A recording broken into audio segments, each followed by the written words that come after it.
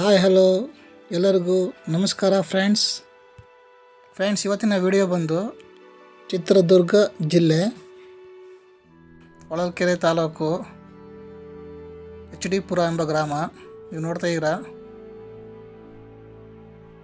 ಹೊರಕೇರಿ ದೇವರಪುರ ಅಂತ ಊರ ಹೆಸರು. ಅಲ್ಲಿ ನೆಲೆಸಿರುವಂಥ ಶ್ರೀ ಲಕ್ಷ್ಮೀ ನರಸಿಂಹಸ್ವಾಮಿ ದೇವಾಲಯ. ಶ್ರೀ ಲಕ್ಷ್ಮೀ ನರಸಿಂಹಸ್ವಾಮಿ ದೇವಸ್ಥಾನ ಪುಣ್ಯಕ್ಷೇತ್ರ ಹೊರಕೇರಿ ದೇವರಪುರ. ಫ್ರೆಂಡ್ಸ್, ಅಲ್ಲಿ ನೀವು ನಾಮಫಲಕವನ್ನು ಹಾಕಿದ್ದಾರೆ ನೋಡ್ಬೋದು. ಅದು ಯಾವ ಶತಮಾನದಲ್ಲಾಗಿದೆ ದೇವಸ್ಥಾನ, ಅದನ್ನು ಕಟ್ಟಿಸಿದಂಥವ್ರು ಯಾರ್ಯಾರು, ಅದನ್ನು ಫಲಕವನ್ನು ದೇವಸ್ಥಾನದ ಮುಂಭಾಗದಲ್ಲೇ ನಿಮಗೆ ನೋಡೋಕ್ಕೆ ಸಿಗುತ್ತೆ. ಫ್ರೆಂಡ್ಸ್, ನೀವು ನೋಡ್ಬೋದು. ಫ್ರೆಂಡ್ಸ್, ನೀವು ನೋಡ್ತಾ ಇದ್ದೀರಾ ಈಗ ದೇವಸ್ಥಾನದ ಹೊರಾಂಗಣ ಒಂದು ದೃಶ್ಯವನ್ನು ನೋಡ್ತಾ ಇದ್ದೀರಾ. ಫ್ರೆಂಡ್ಸ್, ದೇವಸ್ಥಾನದ ಎಂಟ್ರೆನ್ಸ್ ಫ್ರೆಂಡ್ಸ್ ಇದು. ನಿಮಗೆ ದೇವಸ್ಥಾನದ ಮುಂದೆ ಉಯ್ಯಾಲೆ ಕಂಬ ಹಾಗೂ ಗೋಪುರನ ನೋಡೋಕ್ಕೆ ಸಿಗುತ್ತೆ. ಫ್ರೆಂಡ್ಸ್, ಎಷ್ಟು ದೊಡ್ಡದಾದ ಗೋಪುರ, ಅದೇ ರೀತಿ ಆ ಉಯ್ಯಾಲೆ ಕಂಬನೂ ನೀವು ಗಮನಿಸ್ತಾ ಇದ್ದೀರಾ ಯಾವ ಥರ ಇದೆ ಅಂತ.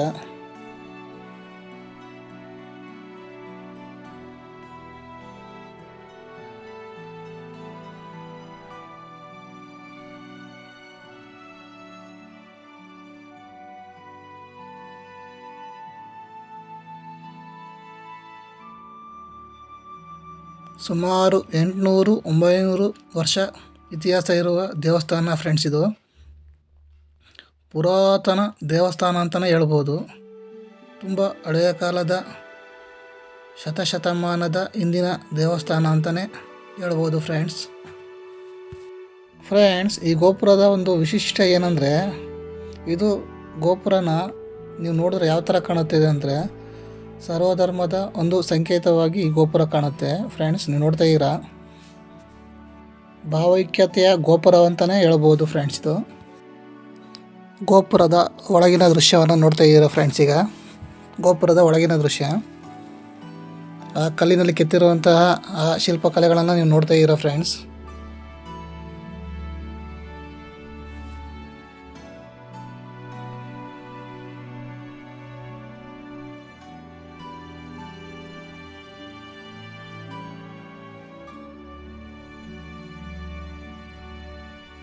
ನೀವು ಗೋಪುರ ದಾಟಿ ಒಳಗೆ ಬರ್ತಿದ್ದಂಗೆ ನಿಮಗೆ ಚಿತ್ರದಲ್ಲಿ ನೋಡ್ತಾ ಇದ್ದೀರಾ ಫ್ರೆಂಡ್ಸ್, ಕೈ ಎತ್ತಿ ನಮಸ್ಕರಿಸುವ ದೃಶ್ಯವನ್ನು ನೀವು ನೋಡ್ಬೋದು. ಫ್ರೆಂಡ್ಸ್, ಇದು ಗಣಪತಿ ದೇವಾಲಯ. ಗೋಪುರದ ಒಳಗೆ ನೀವು ಬರ್ತಿದ್ದಂಗೆ ನಿಮಗೆ ಮೊದಲಿಗೆ ಎಡಭಾಗದಲ್ಲಿ ನೀವು ಗಣಪತಿ ದೇವಸ್ಥಾನವನ್ನು ನೋಡ್ಬೋದು. ಪುರಾತನ ಕಾಲದ ಶಿಲ್ಪ ಕಲೆಗಳನ್ನು ನೀವು ನೋಡ್ತಾ ಇದ್ದೀರಾ ಫ್ರೆಂಡ್ಸ್. ಆಗಿನ ಕಾಲದಲ್ಲಿ ಕೆತ್ತಿರುವಂತಹ ಶಿಲ್ಪಕಲೆಗಳು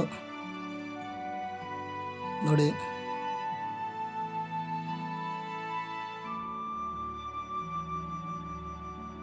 ಈ ದೇವಸ್ಥಾನದ ಇತಿಹಾಸವನ್ನು ನನಗೆ ತಿಳಿದಿರುವಷ್ಟು ಹೇಳೋಕ್ಕೆ ಪ್ರಯತ್ನ ಪಡ್ತೀನಿ ಫ್ರೆಂಡ್ಸ್. ಹಿಂದೆ ಎಲ್ಲ ಭಕ್ತಾದಿಗಳು ತಿರುಪತಿ ಯಾತ್ರೆಗೆ ನಡೆದುಕೊಂಡೇ ಹೋಗ್ತಿದ್ರಂತೆ. ಆಗಿನ ಕಾಲದಲ್ಲಿ ಮೂಲ ಸೌಕರ್ಯಗಳಂತೂ ಇಲ್ಲವೇ ಇಲ್ಲ ಬಿಡಿ. ಯಾಕೆಂದರೆ ಕಾಲ್ನಡಿಗೆಯಲ್ಲೇ ತಿರುಪತಿ ಯಾತ್ರೆಯನ್ನು ಆಗಿನ ಕಾಲದಲ್ಲಿ ನಡ್ಕೊಂಡು ಹೋಗ್ತಿದ್ರಂತೆ. ಇಲ್ಲೇ ಪಕ್ಕದಲ್ಲಿ ನಂದನ ಹೊಸೂರು ಅಂತ ಒಂದು ಊರಿತ್ತಂತೆ. ಅಲ್ಲಿ ನಂದರಾಜ ಅಂತ ಒಬ್ಬ ರಾಜ ಇದ್ರಂತೆ. ಅವನು ಬಹಳ ದುಷ್ಟ, ತುಂಬ ಕ್ರೂರಿಯಂತೆ. ಸಾಧು ಸನ್ಯಾಸಿಗಳಿಗೆ ಅವಹೇಳನ ಮಾಡುವುದು, ಅಪಹಾಸ್ಯ ಮಾಡುವುದು, ತುಂಬ ಕ್ರೂರತನದಿಂದ ನಡ್ಕೊತಿದ್ದಂತೆ ರಾಜ. ದಾನ ಧರ್ಮ ಅಂತೂ ಮಾಡ್ತಾನೆ ಇರಲಿಲ್ಲಂತೆ. ಒಳ್ಳೆ ಹಿರಣ್ಯ ಕಶ್ಯಪನ ಥರ ವರ್ತನೆಯನ್ನು ಮಾಡ್ತಿದ್ದಂತೆ. ಅದೇ ರೀತಿ ನಡ್ಕೊತಿದ್ದಂತೆ.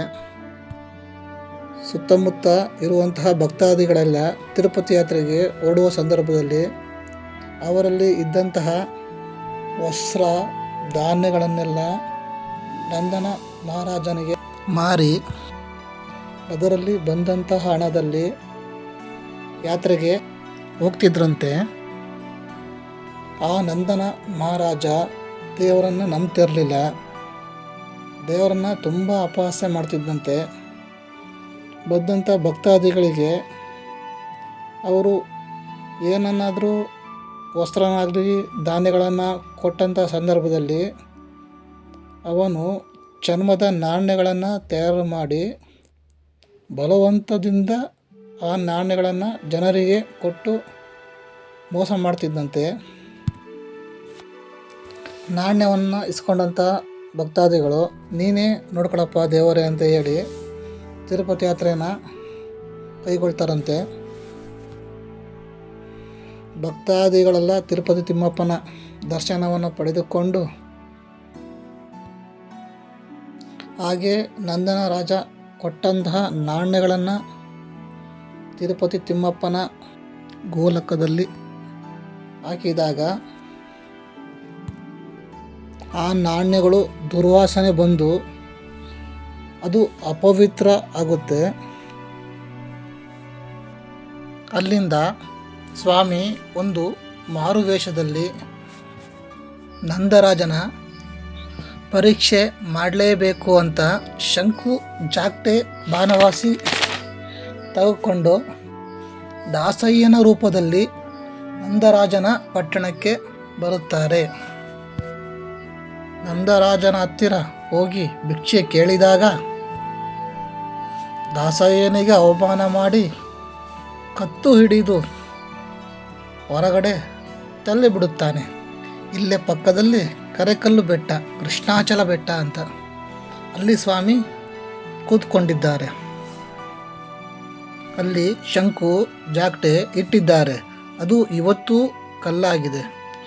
ಈಗಲೂ ಅದನ್ನು ಬಾರಿಸಿದರೆ ಜಾಗ್ಟೆ ಸೌಂಡು ಬರುತ್ತೆ. ಸ್ವಾಮಿ ಅಲ್ಲಿ ಪಾದ ಊರಿ ಸ್ವಾಮಿ ಅಲ್ಲಿ ಪದ್ಮಾಸನದಲ್ಲಿ ಕೂತ್ಕೊಂಡಿದ್ದಾರೆ.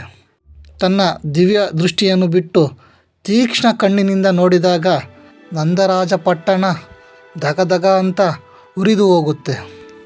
ಆ ಒಂದು ಸಂದರ್ಭದಲ್ಲಿ ಅದೇ ಊರಿನ ಹೆಣ್ಣು ಮಗಳಿಗೆ ಒಂದು ಹೆಣ್ಣು ಮಗು ಆಗುತ್ತೆ.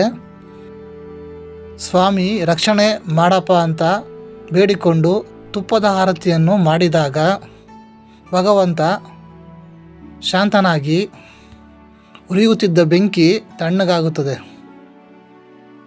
ನಂದರಾಜ ಹಾಗೂ ಅರಮನೆ ಸುಟ್ಟು ಭಸ್ಮವಾಗುತ್ತದೆ.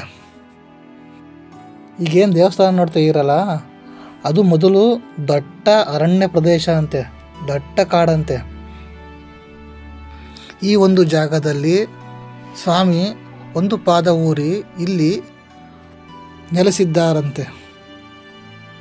ಇಲ್ಲಿ ದೇವಸ್ಥಾನ ಆಗೋಕ್ಕೂ ಒಂದು ಹಿನ್ನೆಲೆ ಇದೆ ಫ್ರೆಂಡ್ಸ್. ಅದೇನಂತ ತಿಳ್ಕೊಂಬರೋಣ ಬನ್ನಿ ಫ್ರೆಂಡ್ಸ್. ಸ್ವಾಮಿ ನೆಲೆಸಿರುವಂತಹ ಜಾಗ ಉತ್ತಮವಾಗಿ ಬೆಳೆದಿತ್ತು. ಇಲ್ಲೇ ಪಕ್ಕದಲ್ಲಿ ಇರುವಂತಹ ಮತ್ತಿಘಟ್ಟದ ಗ್ರಾಮದ ಒಬ್ಬ ಗೌಡ್ರು ಮನೆಯ ಹಸು ಬೆಳಗ್ಗೆ ಸಂಜೆ ದಿನ ಬಂದು ಹುತ್ತಕ್ಕೆ ಹಾಲು ಕೊಡುತ್ತಿತ್ತಂತೆ.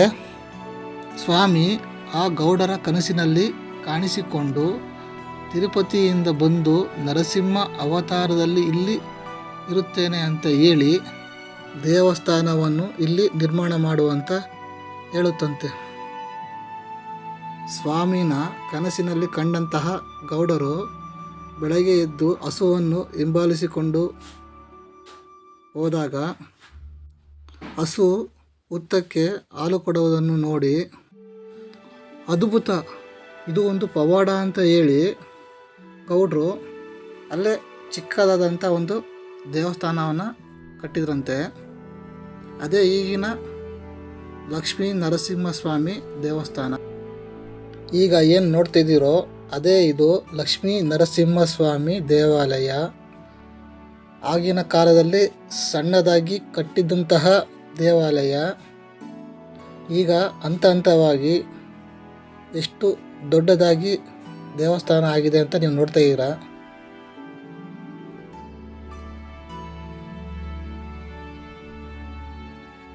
ಚಿತ್ರದುರ್ಗದ ಪಾಳೇಗಾರರು, ತರೀಕೆರೆಯ ಪಾಳೇಗಾರರು, ವಿಜಯನಗರದ ಅರಸರು, ಹಂತ ಹಂತವಾಗಿ ಈ ದೇವಸ್ಥಾನವನ್ನು ನಿರ್ಮಾಣ ಮಾಡಿದ್ದಾರೆ.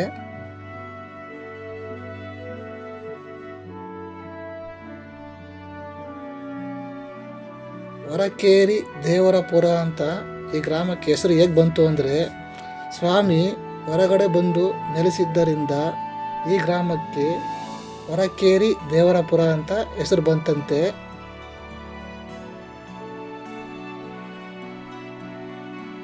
ಶ್ರಾವಣ, ನವರಾತ್ರಿ, ಧನುರ್ಮಾಸ, ಗುಂಡಿನ ಸೇವೆ, ಅನ್ನದ ಕೋಟೆ ಈ ಎಲ್ಲ ಸೇವೆಗಳು ವಿಶೇಷವಾಗಿ ನಡೆಯುತ್ತವೆ. ಈ ದೇವಾಲಯದ ವಿಶೇಷ ಏನಂದರೆ, ಇಲ್ಲಿನ ಬ್ರಹ್ಮ ರಥೋತ್ಸವ ಪ್ರತಿ ವರ್ಷವೂ ಕೂಡ ಇಲ್ಲಿ ರಥೋತ್ಸವ ಮಾಡ್ತಾರೆ. ಅದು ಮಾರ್ಚ್ನಲ್ಲಿ ಹೋಳಿ ಹುಣ್ಣಿಮೆಯ ಟೈಮಲ್ಲಿ ಇಲ್ಲಿ ಪ್ರತಿ ವರ್ಷವೂ ಕೂಡ ರಥೋತ್ಸವ ನಡೆಯುತ್ತೆ. ಅದರಲ್ಲೂ ಏನಂತಂದರೆ ವಿಶೇಷ ಅಂದರೆ, ಇಲ್ಲಿ ಗರುಡ ಪಕ್ಷಿ ರಥದ ಸುತ್ತ 3 ಪ್ರದಕ್ಷಿಣೆ ಹಾಕುತ್ತಂತೆ. ಪ್ರತಿ ವರ್ಷವೂ ಕೂಡ ರಥೋತ್ಸವ ಸಂದರ್ಭದಲ್ಲಿ ಗರುಡ ಪಕ್ಷಿ ಬಂದು ರಥವನ್ನು 3 ಸಲ ಪ್ರದಕ್ಷಿಣೆ ಹಾಕಿದಾಗ ಮಾತ್ರ ರಥ ಮುಂದೆ ಸಾಗುತ್ತಂತೆ. ಅದು ಇಲ್ಲಿನ ವಿಶೇಷ.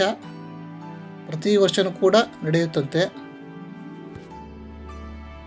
ಶ್ರಾವಣ, ನವರಾತ್ರಿ, ಧನುರ್ಮಾಸ, ಬ್ರಹ್ಮರಥೋತ್ಸವ, ವೈಕುಂಠ ಏಕಾದಶಿ ಈ ಥರ ತುಂಬ ಸೇವೆಗಳನ್ನು ವರ್ಷ ಪೂರ್ತಿ ದೇವಸ್ಥಾನದಲ್ಲಿ ನಡೀತಾನೆ ಇರ್ತಾವಂತೆ. ವರ್ಷ ಪೂರ್ತಿಯೂ ಕೂಡ ದೇವಸ್ಥಾನದಲ್ಲಿ ಪೂಜೆ ನಡೀತಾನೆ ಇರ್ತವೆ. ಅಂಥ ಭಕ್ತಿ ಇರುವಂತಹ ದೇವಸ್ಥಾನ. ಫ್ರೆಂಡ್ಸ್, ನೀವು ನೋಡ್ತಾ ಇದ್ದೀರಾ ಇಷ್ಟು ದೊಡ್ಡದಾದ ದೇವಾಲಯ, ಹಂತ ಹಂತವಾಗಿ ಕಟ್ಟಿದಂತಹ ಈ ಕಲ್ಲಿನ ದೇವಾಲಯ ನೀವು ನೋಡ್ತಾ ಇದ್ದೀರಾ. ಆಗಿನ ಕಾಲದಲ್ಲಿ ಪ್ರಾಚೀನ ಕಾಲದ ದೇವಾಲಯ ಅಂತಲೇ ಹೇಳ್ಬೋದು. ಆಗಿನ ಕಾಲದಲ್ಲಿ ಕಲ್ಲಿನಲ್ಲಿ ಕಟ್ಟಿರುವಂತಹ ದೇವಸ್ಥಾನ. ಫ್ರೆಂಡ್ಸ್, ನಾನಿನ್ನು ದೇವಸ್ಥಾನದ ಒಳಗೆ ಹೋಗಿಲ್ಲ. ಈಗ ದೇವಸ್ಥಾನದ ಒಳಗೆ ಹೋಗಬೇಕು. ದೇವಸ್ಥಾನದ ಸುತ್ತು ಹಾಕಿ ನಿಮಗೆ ದೇವಸ್ಥಾನದ ಯಾವ ಥರ ಆಗಿನ ಕಾಲದಲ್ಲಿ ಕಟ್ಟಿದ್ದಾರೆ ಅಂತ ನಾನು ತೋರಿಸ್ದೆ. ಈಗ ನೀವು ನೋಡ್ತಿರೋವಂಥದ್ದು ಶ್ರೀ ಆಂಜನೇಯ ಸ್ವಾಮಿ ದೇವಸ್ಥಾನ. ನೀವು ದೇವಸ್ಥಾನಕ್ಕೆ ಹೋಗುವ ಮೊದಲು ಒಂದು ಸುತ್ತ ನಿಮಗೆ ಲಕ್ಷ್ಮೀ ದೇವಸ್ಥಾನ ಸಿಗುತ್ತೆ, ಗಣಪತಿ ದೇವಸ್ಥಾನ ಸಿಗುತ್ತೆ, ಹಾಗೆ ಆಂಜನೇಯ ಸ್ವಾಮಿ ದೇವಸ್ಥಾನವೂ ಕೂಡ ಸಿಗುತ್ತೆ. ಈ ಥರ ತುಂಬ ದೇವಸ್ಥಾನಗಳನ್ನು ನೀವು ಹೊರಗಡೆ ನೋಡ್ಬೋದು. ಹಾಗೆ ಕೃಷ್ಣ ದೇವಸ್ಥಾನವೂ ಕೂಡ ನೀವು ನೋಡಿದ್ರಿ. ತುಂಬ ದೇವಸ್ಥಾನಗಳನ್ನು ಒಂದು ಸುತ್ತ ನೀವು ನೋಡ್ಕೊಂಬರ್ಬೋದು. ಎಲ್ಲ ದೇವರ ದೇವಸ್ಥಾನವೂ ಕೂಡ ಶ್ರೀ ಲಕ್ಷ್ಮೀ ನರಸಿಂಹಸ್ವಾಮಿ ದೇವಾಲಯದಲ್ಲಿ ಇದೆ. ಫ್ರೆಂಡ್ಸ್, ನೀವು ನೋಡ್ತಾ ಇದ್ದೀರಾ ಆ ಕಲ್ಲಿನ ಮೇಲೆ ಆ ಚಿತ್ರಗಳ ಕೆತ್ತನೆಗಳನ್ನ ನೀವು ನೋಡ್ತಾ ಇದ್ದೀರಾ ಯಾವ ಥರ ಇದೆ ಅಂತ. ಶತಶತಮಾನದ ಹಳೆಯ ದೇವಾಲಯಗಳಲ್ಲಿ ಇದು ಒಂದು ದೇವಾಲಯ. ನೀವು ನೋಡ್ತಾ ಇರೋದು ಕಲ್ಲುಗಳು ಆಗಿನ ಕಾಲದಲ್ಲಿ ಕೆತ್ತಿರುವಂತಹ ಕೆತ್ತನೆಗಳನ್ನು ನೀವು ನೋಡ್ತಾ ಇದ್ದೀರಾ ಯಾವ ಥರ ಇದೆ. ಆಗಿನ ವಾಸ್ತುಶಿಲ್ಪಗಳು ಯಾವ ಥರ ಇತ್ತು ಅಂತ. ಫ್ರೆಂಡ್ಸ್, ನೀವು ನೋಡ್ತಾ ಇದ್ದೀರಾ ಯಾವ ಥರ ಇದೆ ಆ ವಾಸ್ತುಶಿಲ್ಪ ಅಂತ, ಆ ಚಿತ್ರ ಯಾವ ಥರ ಕೆತ್ತಿದ್ದಾರೆ ಅಂತ ನೋಡಿ. ಈ ಥರ ದೇವಾಲಯದ ಎಲ್ಲ ಕಂಬಗಳ ಮೇಲೂ ತರಹದ ಒಂದು ವಾಸ್ತುಶಿಲ್ಪನ ನೀವು ನೋಡ್ಬೋದು. ನೋಡಿ, ಇದು ನಮಸ್ಕಾರ ಮಾಡ್ತಿರುವಂತಹ ದೃಶ್ಯ. 3 ಜನ ನಿಂತ್ಕೊಂಡು ದೇವರಿಗೆ ನಮಸ್ಕಾರ ಮಾಡುತ್ತಿರುವಂತಹ ದೃಶ್ಯವನ್ನು ನೀವು ನೋಡಿದ್ರಿ.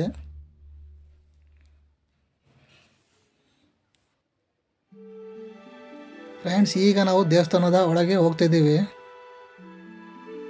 ಇಷ್ಟು ತನಕ ನೋಡಿದ್ದು ದೇವಸ್ಥಾನದ ಹೊರಾಂಗಣ ದೃಶ್ಯವನ್ನು ನೀವು ನೋಡಿದ್ರಿ. ಈಗ ನೋಡ್ತಿರೋದು ದೇವಸ್ಥಾನದ ಒಳಗೆ.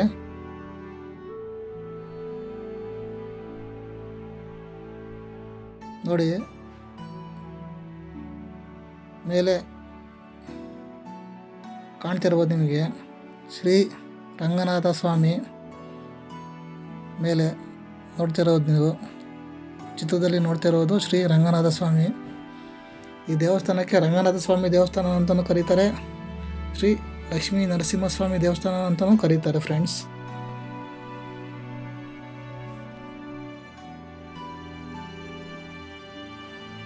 ನೀವು ನೋಡ್ತಾ ಇದ್ದೀರಾ ಆಗಿನ ಕಾಲದಲ್ಲಿ ಕಲ್ಲಿನ ಮೇಲೆ ಕೆತ್ತಿರುವಂತಹ ಆ ಶಿಲ್ಪಕಲೆಗಳನ್ನೆಲ್ಲ ನೀವು ನೋಡ್ತಾ ಇದ್ದೀರಾ. ಪ್ರತಿಯೊಂದು ಕಂಬದ ಮೇಲೂ ಕೂಡ ಈ ಥರ ತುಂಬ ಶಿಲ್ಪಕಲೆಗಳನ್ನು ಆಗಿನ ಕಾಲದಲ್ಲಿ ಕೆತ್ತಲಾಗಿದೆ ಫ್ರೆಂಡ್ಸ್. ಕಲ್ಲಿನ ಮೇಲೆ ನೋಡಿ ಯಾವ ಥರ ಕೆತ್ತಿದ್ದಾರೆ ಅಂತ.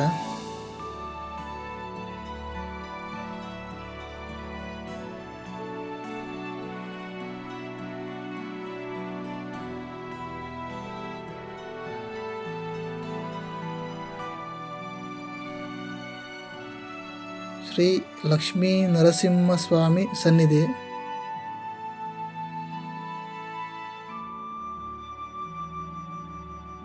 ಫ್ರೆಂಡ್ಸ್ ನೋಡಿ, ಇದೇ ಗರ್ಭಗುಡಿ. ಶ್ರೀ ಲಕ್ಷ್ಮೀ ನರಸಿಂಹಸ್ವಾಮಿಯ ದರ್ಶನ.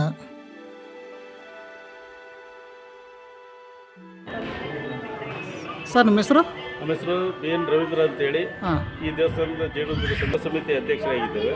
ಒಟ್ಟು 10 ಜನದ ಸದಸ್ಯತ್ವನ ಇಲ್ಲಿ ಒಂದು ನೋಂದಣಿ ಮಾಡಿ ಗೌರ್ಮೆಂಟ್ ಅಪ್ರೂವಲ್ ಕೊಟ್ಟಿದೆ. ಅದರಲ್ಲಿ ನಾವು ಅಧ್ಯಕ್ಷರಾಗಿದ್ದೀವಿ. ಹೌದು ಸರ್. ಈ ದೇವಸ್ಥಾನದ ಬಗ್ಗೆ ವಿಶೇಷತೆ ಏನು ಸ್ವಲ್ಪ ತಿಳಿಸ್ಕೊಡ್ತೀರಾ ನಮಗೆ ಸ್ವಲ್ಪ? ದೇವಸ್ಥಾನದ ವಿಶೇಷತೆ ಅಂದರೆ ದೇವರ ಶಕ್ತಿ. ಇದು ಸುಮಾರು ಒಂದು 1000 ವರ್ಷದ ಹಳೆಯದು ದೇವಸ್ಥಾನ. 900ರಿಂದ 1000 ವರ್ಷದ ಹಳೆಯದು. ಇದು ವಿಶೇಷ ಅಂದರೆ ನಮ್ಮದು ಈ ಗೋಪುರ ಇದು ಸರ್ವಧರ್ಮದ ಸಂಕೇತವಾಗಿದೆ. ಇದು ಒಂದು 900ರಿಂದ 1000 ವರ್ಷ ಹಂತವಾಗಿ ಆಗಿರೋದು. ಯಾರ ಕಾಲದಲ್ಲಿ ಆಗಿರೋದು ಸರ್ ಇದು? ಮೊದಲಾಗಿರೋದು ಒಂದು ಸಣ್ಣ ಗುಡಿ ಇಲ್ಲಿ ಮತ್ತಿಕಡದ ಗೌಡರು ಅಂತ ವಂಶಸ್ಥರು ಒಂದು ಸಣ್ಣ ಗುಡಿ ಕಟ್ಟಿದ್ರಂತೆ. ಅದಾದ್ಮೇಲೆ 5 ಹಂತದಲ್ಲಿ ಆಗಿರೋದು.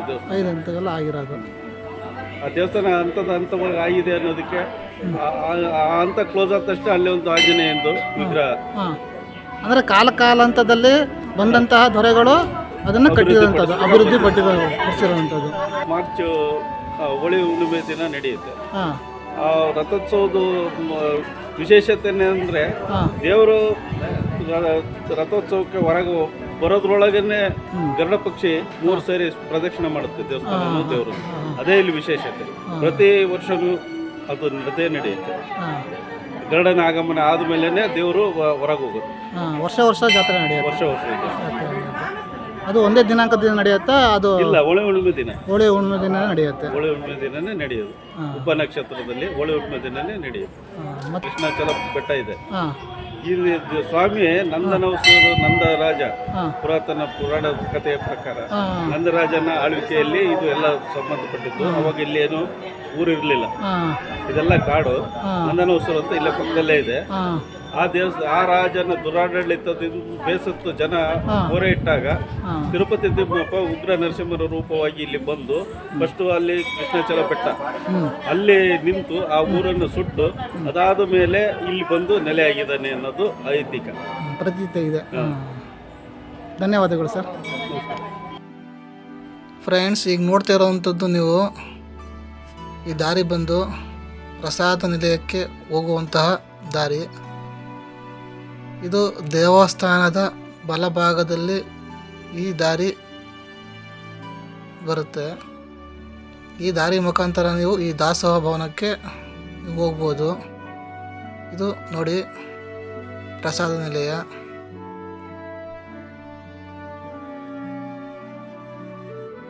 ಇಲ್ಲಿ ಪ್ರತಿ ಶನಿವಾರ ಭಕ್ತರಿಗೆ ಪ್ರಸಾದದ ವ್ಯವಸ್ಥೆ ಇರುತ್ತೆ. ನೋಡಿ ಯಾವ ಥರ ಪ್ರಸಾದನ ರೆಡಿ ಮಾಡ್ತಾ ಇದ್ದಾರೆ ಅಂತ, ಯಾವ ಥರ ಪ್ರಸಾದ ತಯಾರಾಗ್ತಿದೆ ಅಂತ.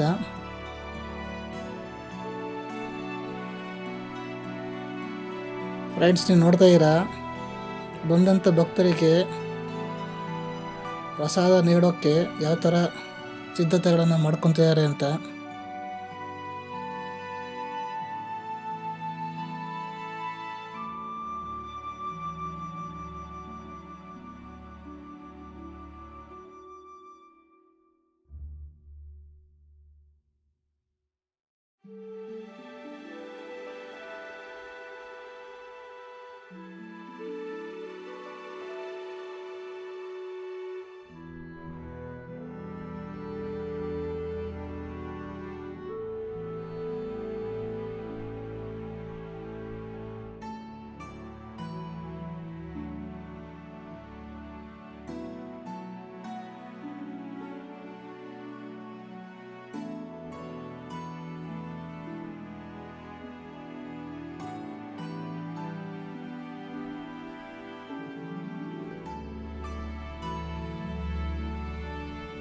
ಸರ್ ನಿಮ್ಮ ಹೆಸರು? ಪ್ರಕಾಶ್ ಅಂತ. ದೇವಸ್ಥಾನದ ಬಗ್ಗೆ ಸ್ವಲ್ಪ ಪ್ರಸಾದ ನಿಲಯ ಬಗ್ಗೆ ಸ್ವಲ್ಪ ತಿಳಿಸ್ಕೊಡ್ತೀರಾ ನಿಮಗೆ? ಎಚ್ ಡಿ ಪುರ ಬಳಗಾವಿ ಚಿತ್ರದುರ್ಗ ಜಿಲ್ಲೆ. ಎಚ್ ಡಿ ಪುರ ಅಂತ ಈ ಗ್ರಾಮ ಲಕ್ಷ್ಮೀಶ್ವರ ಸ್ವಾಮಿ ಪ್ರಸಿದ್ಧ ದೇವಸ್ಥಾನ ಇದೆ ಹೊಳಲ್ಕೆರೆ ತಾಲೂಕಿನಲ್ಲಿ. ಈ ದೇವಸ್ಥಾನದಲ್ಲಿ ಪ್ರತಿ ಶನಿವಾರ ಅನ್ನ ಸಂತರ್ಪಣೆ ಇದೆ. ಈ ಲಕ್ಷ್ಮೀಶ್ವರ SLN ಟ್ರಸ್ಟ್ ಅಂತ ಹೇಳಿ ಟ್ರಸ್ಟ್ ಮಾಡ್ಕೊಂಡು ಒಂದು ಎಲ್ಲ ಸೇರ್ಕೊಂಡು ಭಕ್ತಾದಿಗಳಿಂದ ಕಲೆಕ್ಟ್ ಮಾಡ್ಕೊಂಡು ಅನ್ನ ಪ್ರಸಾದ ಇಟ್ಕೊಂಡು ಪ್ರತಿ ವಾರ. ಶ್ರಾವಣದಲ್ಲಿ ವಿಶೇಷವಾದ ಪೂಜೆ ಇರುತ್ತೆ. ಮತ್ತು ಜಾತ್ರೆಯಲ್ಲಿ 3 ದಿನ ವಿಶೇಷವಾದ ದಾಸೋಹ ಇರುತ್ತೆ. ಭಕ್ತಾದಿಗಳು ಸಹಕರಿಸ್ತಿದ್ದಾರೆ. 50,000 ಕೊಟ್ಟರೆ ವರ್ಷಕ್ಕೆ 1 ದಿನ ಅವರ ಹೆಸರಿನಲ್ಲಿ ದಾಸೋಹ ಮಾಡ್ತಾರೆ. ಪ್ರತಿ ಶನಿವಾರ ಒಬ್ಬರ ಹೆಸರು ದಾಸೋಹ ಬೇಕು ಅಂದರೆ 2,000 ಫಿಕ್ಸ್ ಮಾಡಿದ್ದಾರೆ. ಈ ಭಕ್ತಾದಿಗಳೆಲ್ಲ ಸಹಕರಿಸಿ ಚೆನ್ನಾಗಿ ನಡ್ಕೊಂಡು ಹೋಗ್ತಾ ಇದೆ. ಎಚ್ ಡಿ ಪುರ ಅಂತ ಒಳ್ಳೆ ಪ್ರಸಿದ್ಧವಾದ ದೇವಸ್ಥಾನ. ಪುರಾತನ ಕಾಲದಿಂದ 800 ವರ್ಷ ಇತಿಹಾಸವುಳ್ಳ ದೇವಸ್ಥಾನ ಇದೆ ಇದು. ಇಲ್ಲಿ ಜನ ಭಕ್ತಾದಿಗಳೆಲ್ಲ ಸಹಕರಿಸ್ತಾ ಇದ್ದಾರೆ. ಧನ್ಯವಾದಗಳು ಸರ್. ಧನ್ಯವಾದ.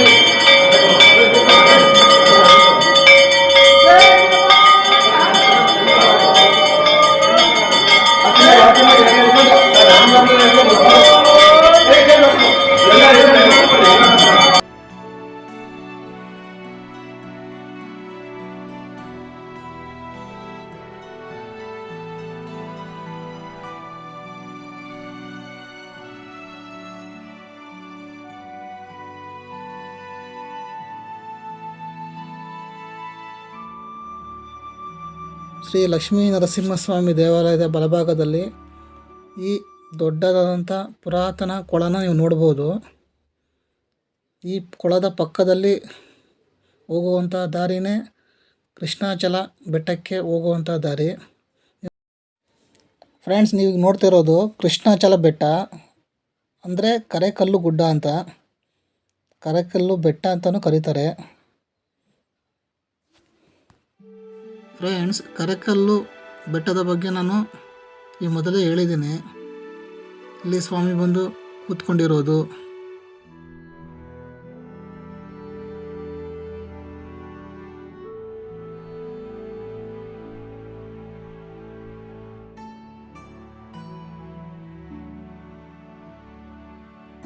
ಕರೆಕಲ್ಲು ಬೆಟ್ಟದಲ್ಲಿ ನೀವು ನೋಡ್ಬೋದು ಸ್ವಾಮಿಯ ಪಾದ.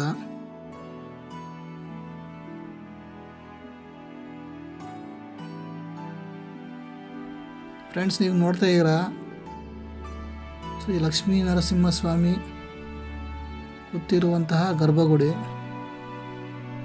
ಕರೆಕಲ್ಲು ಬೆಟ್ಟ, ಕೃಷ್ಣಾಚಲ ಬೆಟ್ಟ. ನಾನು ಮೊದಲೇ ಹೇಳಿದಂಗೆ ಶಂಕು ಜಾಗಟೆ ಇಲ್ಲಿ ಇಟ್ಟಿದ್ದಾರೆ ಸ್ವಾಮಿ. ಇವತ್ತು ಅದು ಕಲ್ಲಾಗಿದೆ ಅಂತ ಹೇಳಿದ್ದೆ. ಆ ಜಾಗಟೆ ಸೌಂಡು ಕೂಡ ಬರುತ್ತೆ ಅಂತಲೂ ನಾನು ಹೇಳಿದ್ದೆ. ಆ ಜಾಗ ಇದೆ. ಶ್ರೀ ಲಕ್ಷ್ಮೀ ನರಸಿಂಹಸ್ವಾಮಿ ಕೃಷ್ಣಾಚಲ ಬೆಟ್ಟ. ಅಲ್ಲೇ ಒಂದು ಪಕ್ಕದಲ್ಲಿ ಶ್ರೀ ಆಂಜನೇಯ ಸ್ವಾಮಿ ದೇವಸ್ಥಾನ ಕೂಡ ನೀವು ನೋಡ್ಬೋದು ಕೃಷ್ಣಾಚಲ ಬೆಟ್ಟದಲ್ಲಿ.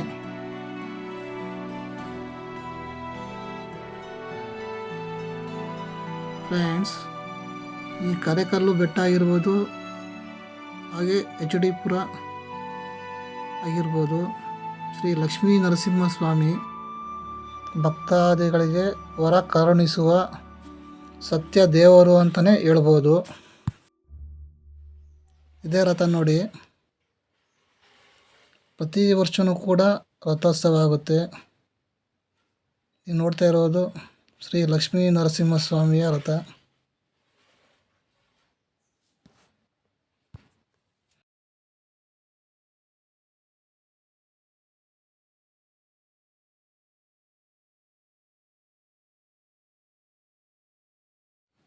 ಯಾರೆಲ್ಲ ವಿಡಿಯೋನ ನೋಡ್ತಾ ಇದ್ದೀರಾ ಫ್ರೆಂಡ್ಸ್, ಪ್ಲೀಸ್ ಲೈಕ್ ಮಾಡಿ, ಶೇರ್ ಮಾಡಿ, ಕಮೆಂಟ್ ಮಾಡಿ, ಪ್ಲೀಸ್ ಸಬ್ಸ್ಕ್ರೈಬ್ ಮಾಡಿ. ನಿಮ್ಮೆಲ್ಲರ ಪ್ರೀತಿ ವಿಶ್ವಾಸ ಸದಾ ನಮ್ಮ ಮೇಲೆ ಇರುತ್ತೆ ಅಂತ ಭಾವಿಸಿ ಈ ವಿಡಿಯೋನ ಇಲ್ಲಿಗೆ ಮುಗಿಸ್ತಿದ್ದೀನಿ ಫ್ರೆಂಡ್ಸ್. ಇದೇ ಥರ ಸಪೋರ್ಟ್ ಮಾಡ್ತೀರಾ ಅಂತ ಭಾವಿಸಿ ಎಲ್ಲರಿಗೂ ಧನ್ಯವಾದಗಳು.